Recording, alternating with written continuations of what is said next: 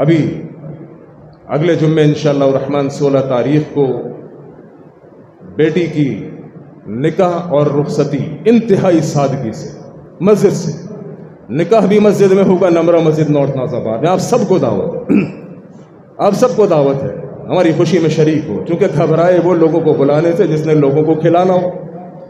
او بھائی، شادی کا خرچہ 1 روپے کا بھی اللہ نے لڑکی والوں پر نہیں رکھا، اس بات کو سمجھ لیجئے۔ 1 روپے کا خرچہ اللہ رب العالمین نے لڑکی والوں پر نہیں رکھا، نہ منگنی، نہ مہندی، نہ مائیوں، نہ بارات۔ نکاح ہوگا، نکاح میں کوئی خرچہ نہیں۔ مولوی بھی الحمدللہ آپ کے تو اپنے ہوتے ہیں جو پیسے بھی نہیں دیتے، قاری صاحب کو پکڑ کے لے جائیں کہ جی نکاح پڑھانا ہے، جو اللہ توفیق دے ان کی خدمت کیجیے، لیکن نکاح میں کوئی خرچہ نہیں۔ لڑکی والوں پر یہ جو 500 600 بندوں کی بارات لے کے لوگ جاتے ہیں، بسیں بھر بھر کے کھانا کھا کے آتے ہیں، اس کی کیا دلیل ہے؟ النکاح من سنتی، نکاح سنت ہے نا، اور سنت میں ڈھونڈ کے دکھاؤ کہ لڑکی والوں پر 1 روپے کا کوئی خرچہ۔ اللہ کی قسم پوری تاریخ کھنگال لو، احادیث کھنگال لو، سیرت کھنگال لو، لڑکی والوں کے اوپر 1 روپے کا کوئی خرچہ نہیں۔ میں نے لڑکے والوں کو کہا بیٹی ہے جہیز نہیں، بیٹی ہے بارات نہیں، 1 روپے کا کوئی خرچہ نہیں۔ اگر میں ماڈل بنوں گا، ایگزامپل بنوں گا، نمونہ بنوں گا، میرے چاہنے والے، ماننے والے، فالوورز، فینس وہ مجھے دیکھیں گے، مجھے کاپی کریں گے، اور اللہ جانتا ہے ایسا ہوتا ہے۔ میں نے اپنی سالی کا رشتہ ایک جگہ پر کرایا، اس نوجوان نے معلوم ہے کیا کہا؟ اس نے کہا حکیم صاحب بالکل اسی طرح سے شادی کروں گا جس طرح آپ کا درس میں نے سنا تھا۔ میں نے کہا کیا سن لیا بیٹے؟ کہنے لگا کہ لڑکی والوں سے 1 روپے کا جہیز نہیں لوں گا، کہنے لگا کہ لڑکی والوں سے 1 روپے کا جہیز نہیں لوں گا، کوئی بارات لے کے نہیں جاؤں گا، صرف لڑکی لے کر آؤں گا۔ جو میں کہا کرتا ہوں اس باپ سے اور کیا لوگے جو اپنے جگر کا ٹکڑا کاٹ کے تمہیں دے رہا ہے۔ لڑکی والوں پر کوئی خرچہ نہیں۔ یہ جو جہیز فاطمہ کی بات کی جاتی ہے کہ جناب اللہ کے نبی صلی اللہ علیہ وسلم نے بھی تو فاطمہ رضی اللہ تعالی عنہ کو جہیز دیا تھا، اس بات کو بنیاد بنا کے لمبی لمبی لسٹیں پھرے لڑکی والوں کو دے دی جاتی ہیں کہ جہیز میں موٹر سائیکل بھی چاہیے، گاڑی بھی چاہیے، فلاں بھی چاہیے۔ وہ اللہ کی قسم وہ باپ جس کی 2 4 5 بیٹیاں ہوں، وہ کہتا ہے میں یا تو پنکھے سے جھول جاؤں یا خودکشی کر لوں۔ وہ ایک بیٹی ہوتی کسی کے آگے ہاتھ پھیلا لیتا، کسی سے بھیک مانگ لیتا۔ وہ 4 بچیاں ہیں، کتنا قرضہ اٹھاؤں، کتنے قرضوں کے بوجھ تلے دب جاؤں، کتنا لوگوں کا احسان اٹھاؤں۔ خدا کا واسطہ ہے لڑکی کے باپ پر رحم کرو۔ 1 روپے کا لڑکی والوں پر کوئی خرچہ نہیں۔ نہ بارات کا دین اسلام میں کوئی تصور ہے، نہ جہیز کا کوئی تصور ہے۔ سنو جہیز کی حقیقت کیا ہے، جہیز فاطمہ کی حقیقت۔ اپنے مطلب کی باتیں بنا کر لوگوں کو سنا دی جاتی ہے۔ جب حق مہر کی باری آتی ہے تو یہی لڑکے والے مولوی سے پوچھ رہے ہوتے ہیں مولوی صاحب حق مہر، شرعی حق مہر کتنا ہے؟ اب اس کو شریعت یاد آ گئی، چونکہ دینا ہے تو مولوی سے پوچھتا ہے مولوی صاحب شرعی حق مہر کتنا ہے؟ جب جہیز لینا تھا اس نے کبھی نہیں پوچھا جہیز کی شرعی حیثیت کیا ہے، کیونکہ وہ تو لینا ہے نا۔ اللہ کی قسم جہیز لینے والے اور ایک بھکاری میں کوئی فرق نہیں۔ رب نے اس مرد کو کہا تو قوام ہے، تو لیڈر ہے، تو سرپرست ہے۔ کیوں؟ الرجال قوامون علی النساء، مرد عورت پر حاکم ہے۔ بھولو قرآن سے پوچھو کہ قرآن نے کیوں کہا۔ قرآن نے اس لیے کہا کہ مرد عورت پر مال خرچ کرتا ہے، اس لیے حاکم ہے۔ اگر عورت کا مال لے گا تو پھر اس کی حاکمیت منسوخ کر دی جائے گی، پھر یہ حاکم نہیں، پھر اس کی بیوی حاکم ہے۔ شریعت نے، اسلام نے حاکمیت کا فلسفہ یہ دیا کہ مرد عورت پر مال خرچ کرتا ہے، یہ اللہ کا قانون ہے، اس لیے مرد کو حاکمیت عطا کی ہے۔ جہیز فاطمہ نہیں ہے کوئی حدیث۔ اللہ کے نبی علیہ الصلوۃ والسلام نے فاطمہ سمیت اپنی کسی بیٹی کو کوئی جہیز نہیں دیا۔ اگر کوئی کہتا ہے کہ دیا ہے تو ثبوت دلیل ہوا کرتا ہے، دلیل قرآن و حدیث ہوا کرتی ہے، لا کے دکھاؤ، یا تو تم نے حدیث پڑھی نہیں یا سمجھی نہیں، دو میں سے ایک بات ہو سکتی ہے، تیسری کوئی بات نہیں۔ یا تو تم نے حدیث کو پڑھا نہیں یا حدیث کو سمجھا نہیں۔ میرے محترم بھائیوں، اور میں آپ کو بتاتا ہوں جہیز فاطمہ کی حقیقت کیا ہے۔ اللہ کے نبی علیہ الصلوۃ والسلام سیدہ فاطمہ رضی اللہ تعالی عنہا کی شادی کا ارادہ کرتے ہیں۔ جگر گوشہ فاطمہ، لخت جگر فاطمہ، نبی کا دل کا ٹکڑا فاطمہ، اللہ کے نبی نے فاطمہ کی شادی کا ارادہ کیا۔ سیدنا علی رضی اللہ تعالی عنہ کی طرف سے نکاح کا پیغام آیا۔ اللہ کے نبی علیہ الصلوۃ والسلام نے کہا علی ٹھیک ہے، میں فاطمہ کا نکاح آپ سے کر دیتا ہوں، آپ یہ بتائیے کہ حق مہر کیا دیں گے؟ کیا سوال؟ حق مہر کیا دیں گے؟ وہ حق مہر جو لڑکے والے کھا جاتے ہیں، دیتے ہی نہیں۔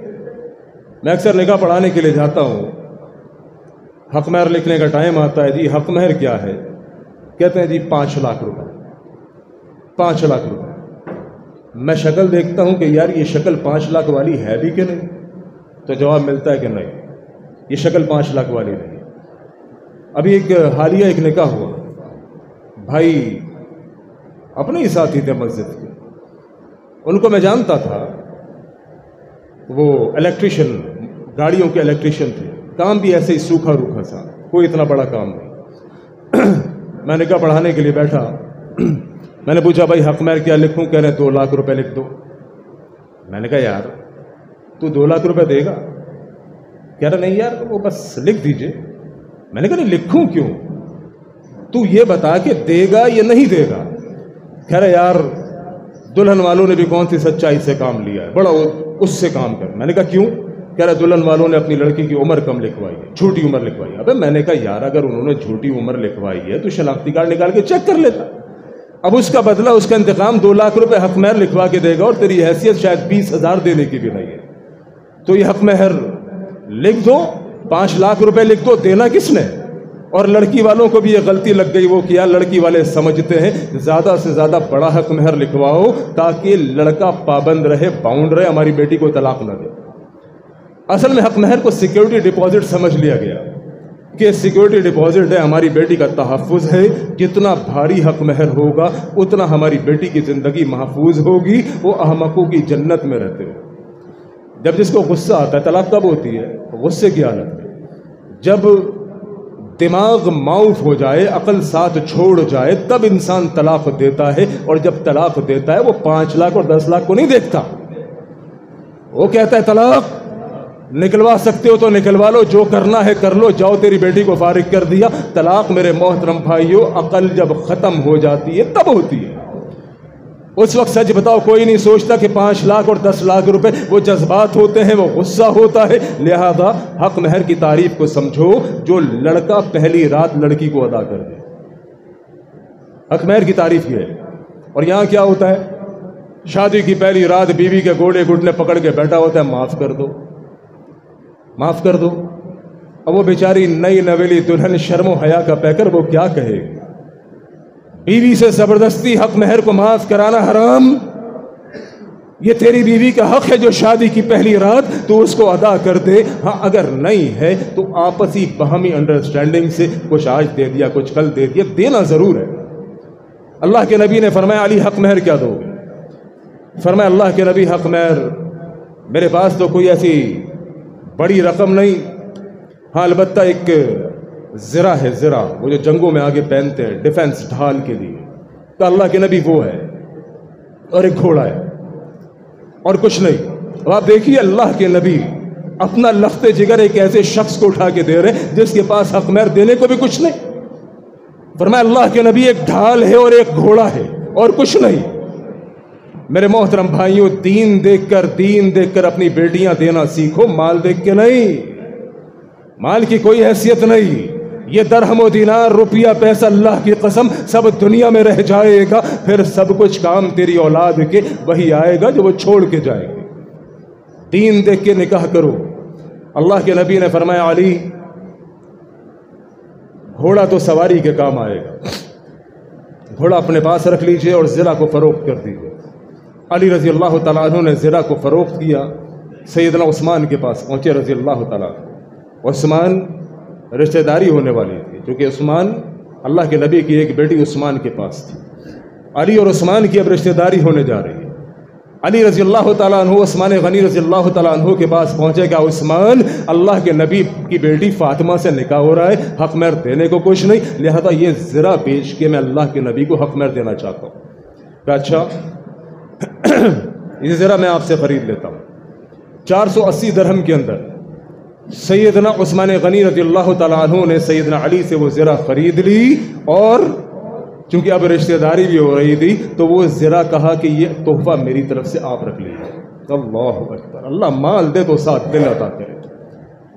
اللہ رب العالمین جس کو مال عطا کرے اس کو دینے کی، اللہ کی راہ میں انفاق کرنے کی توفیق بھی عطا کرے۔ عثمان نے کہا علی تمہاری مجبوری ہے، مجبوری میں بیچ رہے ہو، لہذا اس زرہ میں خرید لیتا ہوں، یہ 480 درہم اس خریدنے کے بدلے آپ لیجئے، جا کے اللہ کے نبی کو حق مہر کے دیجئے، اور چونکہ اب ہماری رشتہ داری بھی ہونے والی ہے یہ زرہ تحفتاً قبول کیجئے۔ علی رضی اللہ تعالیٰ عنہ نے سارا واقعہ جا کے اللہ کے نبی کو سنایا اور وہ حق مہر کی رقم دی۔ اللہ کے نبی نے عثمان کو بہت دعائیں دی، اور وہ 480 درہم جو دولہا نے حضرت علی رضی اللہ تعالی عنہ نے جا کے اللہ کے نبی کو بطور حق مہر دیے، اس سے اللہ کے نبی نے کہا جا علی کا گھر تیار کرو۔ کیا کرو؟ علی کا گھر تیار کرو۔ کس پیسے سے، کس رقم سے؟ جو لڑکے والوں کی رقم تھی، دولہا کی حق مہر کی رقم تھی، اس سے سب کچھ تیار ہوا، جسے آپ جہیز فاطمہ کہتے ہیں۔ یہ حقیقت ہے جہیز فاطمہ کی۔ اللہ کے نبی نے اپنی کسی بیٹی کو کوئی جہیز نہیں دیا، وہ حضرت علی رضی اللہ تعالی عنہ کی حق مہر کی رقم تھی 480 درہم، جس سے اللہ کے نبی نے علی کا گھر تیار کیا، وہ مشکیزہ اور یہ سب کچھ جو لسٹیں آپ بتاتے ہیں جہیز فاطمہ، یہ تھا۔ لہذا اس بات کو سمجھ لیجئے کہ لڑکی والوں پر 1 روپے کا کوئی خرچہ نہیں۔ لڑکی والوں کی حوصلہ افزائی کیجئے، ان کو کہیے کہ یار ہمیں کچھ نہیں چاہیے، بس ایک نیک صالح لڑکی چاہیے اور کچھ نہیں۔ اللہ کریم ہمیں صحیح معنی میں دین کا فہم اور دین کی سمجھ عطا فرمائے، شادی کو سادگی سے کرنے کی توفیق عطا فرمائے۔ وآخر دعوانا ان الحمدللہ رب العالمین۔